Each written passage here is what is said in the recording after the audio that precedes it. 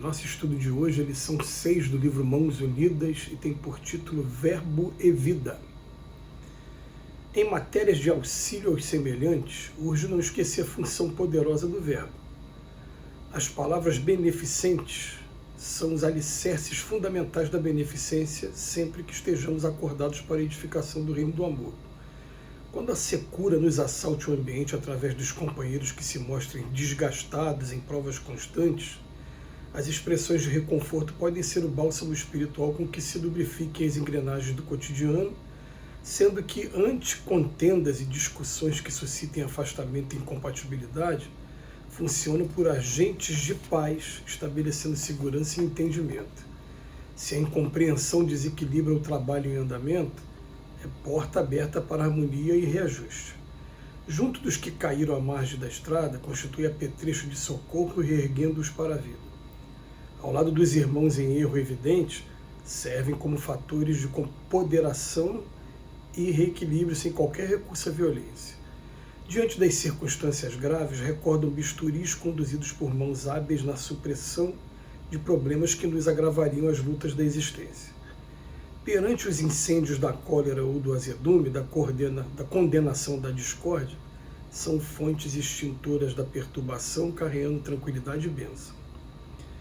Exatamente com as palavras é que se estruturam as leis em que se educam e se orientam as criaturas na terra, tanto quanto na terra se inscrevem as revelações do céu para o burilamento e elevação dos homens. Verifica desse modo o que fazes com as próprias palavras. Por elas e com elas é que operas em ti, por ti mesmo, em teu favor ou em teu prejuízo, a paz ou a discórdia, o bem e o mal, a treva ou a luz.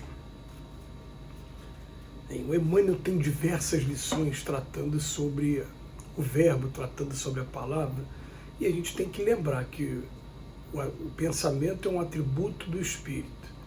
Tudo começa do pensamento, mas do pensamento ele vai se exteriorizar através das palavras ou através de atitudes. Então tem um estudo no capítulo 8 do Evangelho, do Segundo Espiritismo, quando trata de bem-aventurados que têm puro coração, que vem falar sobre o pecado por pensamento, e fala, aquele que o pensamento chega, encontra eco, ainda tem todo um trabalho para fazer. Aquele que o pensamento chega, mas já encontra uma resistência, o trabalho está acontecendo. Agora, quando não encontra eco nenhum, o trabalho já aconteceu. Chegou no pensamento, o próximo passo vai se manifestar através da palavra, e a palavra, mais uma vez, a gente vai usar uma imagem que o Emmanuel usa em uma das suas lições. Ele fala assim, imagina a gente chegar lá do alto do Cristo Redentor, por exemplo, aqui no Rio de Janeiro, e pegar um monte de papel picado e jogar lá de cima. Ou seja, nunca mais vai conseguir catar aquele papel de volta. É assim com as palavras. Depois que as palavras foram ditas, elas vão produzir os seus efeitos. E o Emmanuel, o que ele está chamando a nossa atenção aqui na lição de hoje, é para como a palavra ela vai ser dita, porque quando a gente está numa leitura como essa, a gente tem maneiras diferentes de expressar a leitura de acordo com o momento emocional que a gente está vivendo. Então a gente vai perceber que principalmente aqui na língua portuguesa, principalmente naquilo que é coloquial, que é comum acontecer o tempo todo nas ruas, a gente vai perceber o seguinte, que às vezes até um palavrão, ele pode ao mesmo tempo servir como uma ofensa a alguém ou como um elogio a alguém, dependendo da maneira que a pessoa fale, a entonação que a pessoa use. Então, a maneira de falar, né? E por isso que ele fala assim, as palavras beneficentes são os alicerces fundamentais da beneficência, sempre que estejamos acordados para a edificação do reino do amor. Aí vai ser uma coisa, né, utilizada como lenitivo em muitos momentos. Quem já teve oportunidade, como eu, de conviver com pessoas de palavra muito doce, a gente vai perceber que essas pessoas elas conseguem sim modificar o ambiente, transformar o ambiente, e muitas das vezes esse ambiente fica leve, encontra nela um obstáculo para poder se transformar em uma coisa mais nociva. O Emmanuel bota mais uma vez um repertório aqui para a gente. um cardápio para a gente. Ele fala, quando a secura nos assalta o ambiente, através de companheiros que se mostram desgastados nas provas, essas expressões de reconforto pode ser o bálsamo espiritual. A palavra vai de repente voltar tudo. Aliás, a gente pode até dizer aqui que a gente, né, já teve oportunidade de presenciar pessoas que depois confessaram que estavam pensando em suicídio e que de repente encontraram numa palavra amiga um lenitivo que acabou desviando daquele objetivo. Então é uma coisa muito séria para a gente começar a raciocinar em cima a palavra que a gente usa e como a gente usa. Porque, mais uma vez, não é somente a palavra em si. Eu posso usar a mesma palavra de várias maneiras emocionais. Falar agressiva, falar alto, falar baixo demais, falar de maneira irônica, ou às vezes falar de maneira até engraçada, né? Mas o Emmanuel continua o seu repertório. Ele vem falar, se a incompreensão, desequilíbrio, trabalho e andamento, essa palavra vai ser porta aberta para a harmonia. Junto daqueles que caíram, vai ser socorro. Ao lado daqueles que estão em erros, vai servir como ponderação e reequilíbrio. Quando tiver nas circunstâncias graves, parecerão bisturis conduzidos por mãos hábeis. Nos incêndios de cólera, de azedume, condenação, discórdia, fontes extintoras de perturbação. Então, quer dizer, é legal a gente começar a ler um por um de novo e procurar ver aonde que eu já consegui, de repente, de alguma maneira, contornar uma situação com a palavra amiga também.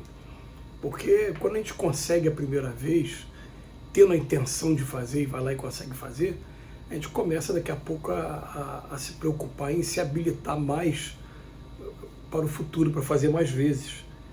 E a gente vai perceber que é simples demais, a gente consegue desfazer conflitos muito grandes com uma simples palavra, com a maneira como a palavra é dita. Então, exatamente com as palavras é que se estruturam leis, em que se educam e orientam as criaturas na Terra, tanto quanto na Terra se escreve as revelações dos céus para burilamento e elevação dos homens. Então, essas palavras vão constituir todos esses códigos, e a gente pode dizer aqui que quando Jesus fala para a gente, conhecereis a verdade vos libertará, é o que acontece. A gente para ver que ele trouxe a verdade para galileus muito simples, em que alguns historiadores até concordam que nem saber escrever a própria língua eles sabiam, que a maioria só utilizava do recurso oral. E era através daquelas palavras, com muito magnetismo dentro, muito amor envolvido, que as palavras chegaram, se gravaram e que foi permitido até que elas fossem transcritas e sobrevivessem através de 2000 anos para chegar até os dias de hoje, como chegam aí os evangelhos de Mateus, de Marcos, de Lucas e João. Então, o Emmanuel chama a nossa atenção, verifica desse modo o que fazes com as próprias palavras, porque se nós do outro lado, quando voltarmos para a vida maior, a gente leva como únicos patrimônios, que a gente tem aqui na inteligência e o que a gente tem de sentimento, a palavra, ela também pode, aos poucos, esse exercício, ela pode modificar o nosso sentimento e trazer mais patrimônio, mais riqueza, mais luz para dentro da gente. É uma coisa tão séria que eu, mais uma vez, me veio aqui na mente, e eu me lembro que no ano de 2003, 2004, por aí, foi lançado um documentário chamado O Segredo, que não é religioso, foi feito por físicos quânticos, por alguns bilionários norte-americanos. E aí o que acontece? Tem um momento em que eles vêm dizendo assim, o poder que a palavra tem sobre a água. Então a pessoa fazia oração do lado da água, vê no microscópio antes e depois vai ver que teve transformação. Mas tem uma coisa que chama muito a atenção nesse vídeo, ele mostrar qual foi o resultado de, mesmo já tendo desencarnado em 1945, as palavras do Adolf Hitler, o ditador alemão, nazista, o estrago que ele faz na água. Vale a pena a gente conferir depois e buscar aí no YouTube para saber o que a gente está fazendo com a gente mesmo, Lembrando que o nosso corpo tem uma porcentagem significativa de líquido também. Que Jesus nos abençoe hoje e sempre.